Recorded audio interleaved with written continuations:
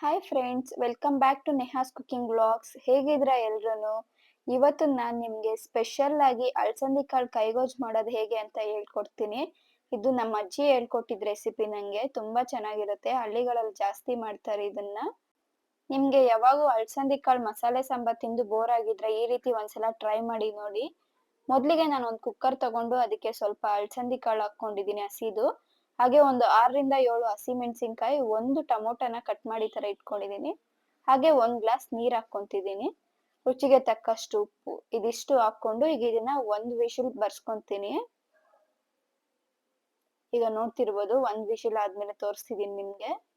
ಈಗ ಕಾಳು ಮತ್ತೆ ನೀರು ಸಪ್ರೇಟ್ ಮಾಡ್ಕೊಳ್ಳಿ, ಈ ತರ ಬಗ್ಸ್ಕೊಳ್ಳಿ. ಸೇಮ್ ಬಸ್ಸಾರು ಬಗ್ಸ್ಕೊಂತಿರಲ್ಲ ಆ ತರ.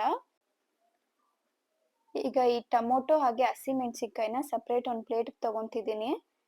ಹಾಗೆ ಒಂದ್ ಸ್ವಲ್ಪ ಕಾಳು ತಗೊಂತಿದ್ದೀನಿ. ನಿಮ್ಗೆ ಖಾರಕ್ಕೆ ಎಷ್ಟು ಬೇಕೋ ಅಷ್ಟು ತಗೊಳ್ಳಿ ಹಸಿಮೆಣಸಿನಕಾಯಿ. ಈಗ ಒಂದು ಕುಟಾಣಿ ತಗೊಂಡು ಇದಕ್ಕೆ ಸ್ವಲ್ಪ ಈರುಳ್ಳಿ, ಹಾಗೆ ಒಂದ್ ಸ್ವಲ್ಪ ಬೆಳ್ಳುಳ್ಳಿ, 1 ಗಡ್ಡೆ, ಒಂದ್ ಸ್ವಲ್ಪ ಜೀರಿಗೆ, ಇದಿಷ್ಟು ಹಾಕೊಂಡು ಇದನ್ನ ನೀಟಾಗಿ ಕುಟ್ಕೊಳ್ಳಿ. ನಿಮ್ಗೆ ಕುಟ್ಟಕ್ಕಾಗಿಲ್ಲ ಅಂತಂದ್ರೆ ಮಿಕ್ಸಿ ಜಾರ್ ತಗೊಂಡು ಇದನ್ನ ಸುಮ್ನೆ ತರ್ತರಿಯಾಗಿ ರುಬ್ಕೊಳ್ಳಿ. ಜಾಸ್ತಿ ನುಣ್ಣಗೂ ರುಬ್ಬಾರ್ದು. ಈ ತರ ತರ್ತರಿಯಾಗಿ ರುಬ್ಕೊಳ್ಳಿ ಸಾಕು. ನೆಕ್ಸ್ಟ್ ಈಗ ಟೊಮೊಟೊನು ಅದೇ ತರ ಮೇಲಿನ ಸಿಪ್ಪೆ ಎಲ್ಲ ತೆಗೆದ್ಬಿಟ್ಟು ಅದನ್ನು ಸ್ಮ್ಯಾಶ್ ಮಾಡ್ಬಿಟ್ಟು ಹಾಕೊಂತೀನಿ ನಾನೀಗ. ನೋಡಿ ಈ ತರ. ನಿಮ್ಗೆ ಇದೆಲ್ಲ ಕಷ್ಟ ಅಂತ ಅನ್ಸಿದ್ರೆ ಮಿಕ್ಸಿ ಜಾರ್ ತಗೊಂಡು ಆಗ್ಲೇ ಹೇಳಿದ್ನಲ್ಲ ಎಲ್ಲಾನು ಒಂದೇ ಸಲ ಹಾಕೊಂಡು ಸುಮ್ನೆ 1 ರೌಂಡ್ ಹಾಕೊಳ್ಳಿ ಸಾಕು. ತರ್ತರಿಯಾಗಿ, ನುಣ್ಣಗ್ ರುಬ್ಬೇಕು ಅಂತ ಏನಿಲ್ಲ.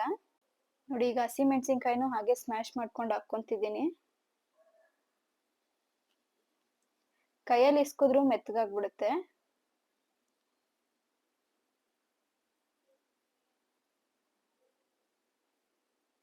ಹಾಗೆ ಸ್ವಲ್ಪ ಕಾಳು ಹಾಕೊಂತಿದ್ದೀನಿ.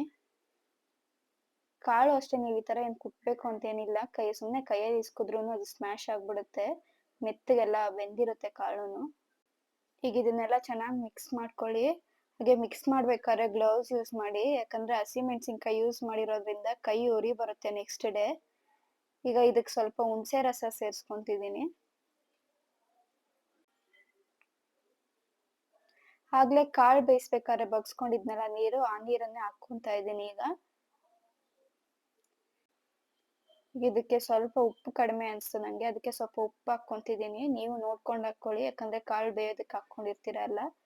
ಅಷ್ಟೇ, ನೋಡಿದ್ರಲ್ಲ ಸಿಂಪಲ್ ಆಗಿ ಕೈಗೊಜ್ಜು ಹೇಗೆ ಮಾಡೋದು ಅಂತ ಅಂದ್ಬಿಟ್ಟು. ನೀವು ಒಂದ್ಸಲ ಈ ತರ ಟ್ರೈ ಮಾಡಿ ನೋಡಿ. ಮುದ್ದೆಗೆ, ರೈಸ್ಗೆ ಎಲ್ಲ ತುಂಬಾ ಚೆನ್ನಾಗಿರುತ್ತೆ. ನೀವಿನ್ನೂ ನನ್ನ ಚಾನಲ್ನ ಸಬ್ಸ್ಕ್ರೈಬ್ ಮಾಡ್ಕೊಂಡಿಲ್ಲ ಅಂದ್ರೆ ಸಬ್ಸ್ಕ್ರೈಬ್ ಮಾಡ್ಕೊಳ್ಳಿ. ಈಗ ಕಾಳಿಗೆ ಒಗ್ಗರಣೆ ಹಾಕ್ಕೊಂತಾ ಇದ್ದೀನಿ. ನೋಡಿ ಈಗ 1-2 ಸ್ಪೂನ್ ಎಣ್ಣೆ ಹಾಕೊಂಡು ಅದಕ್ಕೆ 1 ಸ್ಪೂನ್ ಸಾಸಿವೆ ಹಾಗೆ ಕರ್ಬೇವಿನ ಸೊಪ್ಪು ಹಾಕೊಂತಿದ್ದೀನಿ. ಹಾಗೆ ಒಂದ್ ಸ್ವಲ್ಪ ಕಡಲೆಬೇಳೆ ಹಾಕೊಂಡಿದ್ದೀನಿ. 1-2 ಒಣಮೆಣಸಿನ್ಕಾಯಿ ಹಾಕೊಂಡಿದ್ದೀನಿ. ಅಷ್ಟೇ, ಈಗ ಕಾಳು ಹಾಕೊಂತಿದ್ದೀನಿ ಇದಕ್ಕೆ, ಅಲಸಂದಿ ಕಾಳು. ಇದನ್ನ ಚೆನ್ನಾಗಿ ಫ್ರೈ ಮಾಡ್ಕೊಳ್ಳಿ. ಅಷ್ಟೇ, ಮುಗೀತು ಇದು. ನೋಡಿದ್ರಲ್ಲ ಸಿಂಪಲ್ ಆಗಿ ಕೈಗೊಜ್ಜು ಹೇಗ್ ಮಾಡೋದು ಅಂತ ಅಂದ್ಬಿಟ್ಟು. ನೀವು ಒಂದ್ಸಲ ಟ್ರೈ ಮಾಡಿ ನೋಡಿ, ಹಾಗೂ ಹೇಗಿತ್ತು ಅಂತ ಕಮೆಂಟ್ ಮಾಡಿ ತಿಳಿಸಿ.